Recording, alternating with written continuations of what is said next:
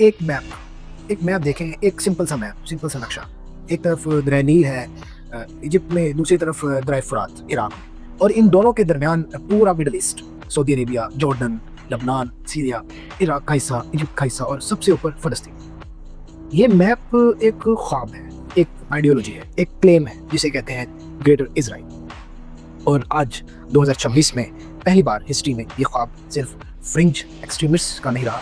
Israel के prime minister Benjamin Netanyahu ने खुद एक लाइव इंटरव्यू में कहा कि वो ग्रेटर इसराइल के विजन से वेरी मच अटैच्ड है। ये उनकी हिस्टोरिक और स्पिरिचुअल मिशन है, जनरेशंस की जिम्मेदारी।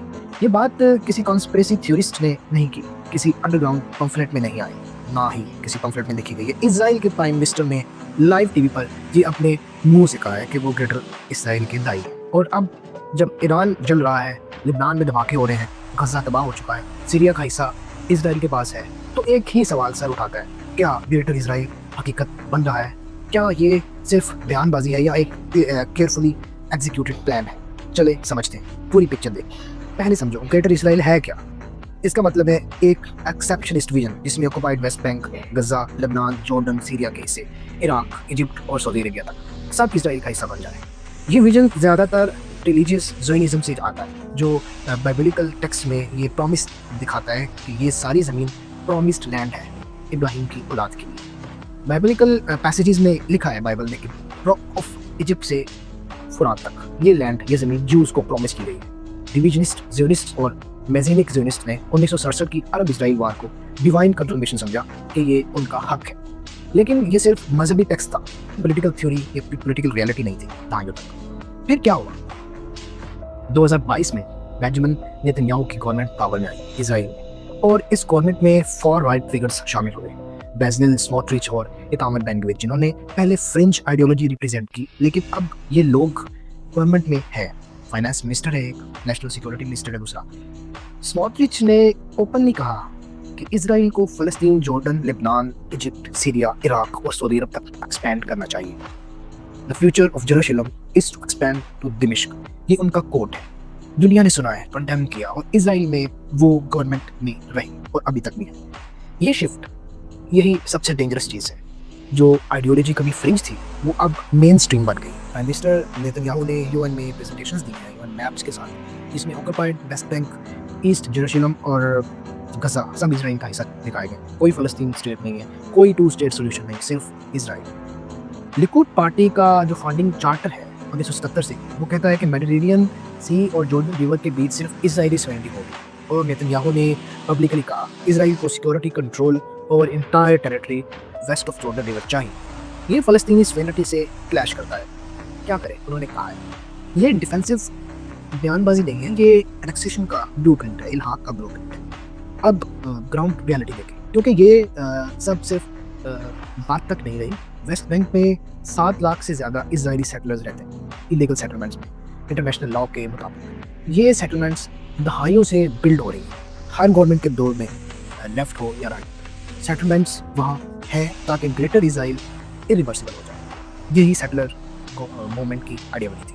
गजा में 61,827 फ़लस्तीनी मार दिए गए हैं अक्टूबर 2023 से अब तक। गजा की 2.1 मिलियन पॉपुलेशन, जिसमें ज़्यादातर 1948 की रिफ्यूजी की औलाद थी, उन्हें लीव करने की परमिशन दी जा रही है कि वो छोड़ के जा सकते हैं। जो क्रिटिक्स कहते हैं ये एथनिक क्लींजिंग का एक खुश आमद है।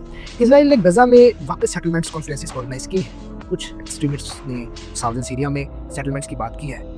इजरायली सोल्जर्स की फोटोज वायरल हुई हैं, जिसमें उनके यूनिफॉर्म्स पर ग्रेटर इसराइल के नक्शे थे, मैप थे, नील से फुरात तक। ये फ्रिंज इमेजेस नहीं है, ये वाइडर कल्चरल एक्सेप्टेंस रिफ्लेक्ट करते हैं। और अब ईरान पर वॉर के बाद, जंग के बाद जो छिड़ गई है, लेबनान में इजरायली ऑपरेशन, सीरिया में इजरायली टेरिटरी, क्या ये सब अलग अलग इवेंट्स हैं या एक connected strategy? US ambassador to Israel Mike Huckabee, जो एक क्रिश्चियन ज़ियोनिस्ट है, उन्होंने टकर कार्लसन के साथ इंटरव्यू में कहा कि इसराइल का जो नील से फुरात तक एक्सपेंड करना है वो फाइन होगा, वो ठीक हो। उन्होंने इस बिलीफ को डिसेवो करने से इनकार किया है। बाइबल ने ये ज़मीन इसराइल को प्रॉमिस की है, वो इस चीज़ को बिलीव करते हैं। ये स्टेटमेंट अमेरिका की ऑफिशियल पोजीशन नहीं है ऑफिशियल, लेकिन अमेरिका के इसराइल एम्बेसडर ने ये कहा और ट्रंप एडमिनिस्ट्रेशन ने उन्हें डिसमिस नहीं किया। और यहाँ वो ओपन लूप है जो सबसे ज़्यादा डिस्टर्बिंग है। अगर अमेरिका जो इसराइल का सबसे बड़ा बैकर है, इस विजन को टैसिटली सपोर्ट करता है, तो इंटरनेशनल कम्युनिटी की जो कंडेम्पशन है कितनी मीनिंगफुल होगी। 31 अरब और इस्लामिक कंट्रीज़ ने मिलकर अरब लीग के साथ एक जॉइंट स्टेटमेंट जारी किया है। उन्होंने कहा है कि नेतन्याहू की जो ग्रेटर इसराइल की स्टेटमेंट है वो ग्रेव डिसरिगार्डेड है फॉर इंटरनेशनल लॉ।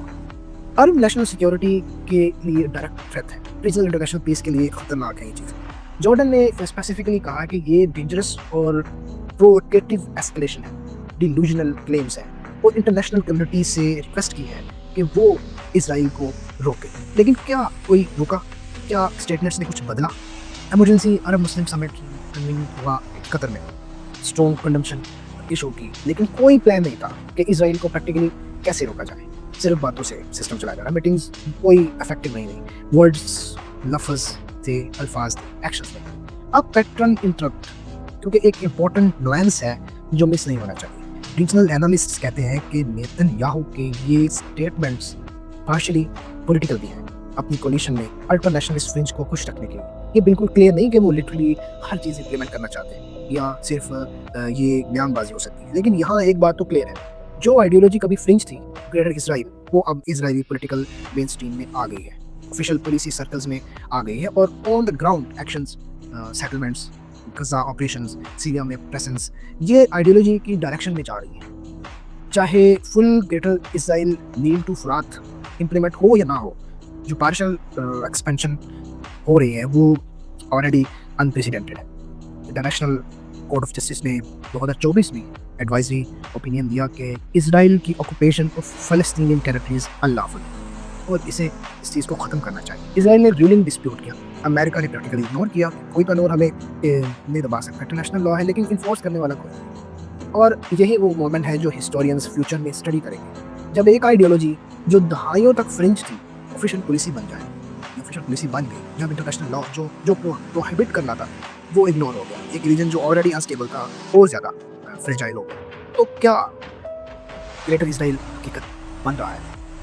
जवाब ज़रा कॉम्प्लिकेटेड है। Full nil to Furat version अभी नहीं, लेकिन जो हो रहा है, गजा एनेक्सेशन की तरफ, वेस्ट बैंक में 7 लाख सेटलर्स, सीरिया में टेरिटरी, लिबनान में ऑपरेशंस, 2 स्टेट सोल्यूशन, अब सिर्फ एक कैचवर्ड रह गया है, फ़लस्तीनियन इंडिपेंडेंट स्टेट के प्रोस्पेक्ट्स कभी इतने डिम नहीं थे।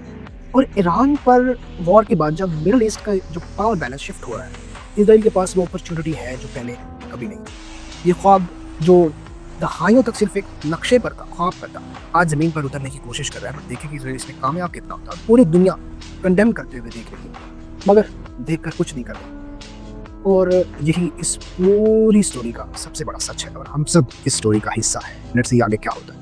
अल्लाह हाफ़िज़।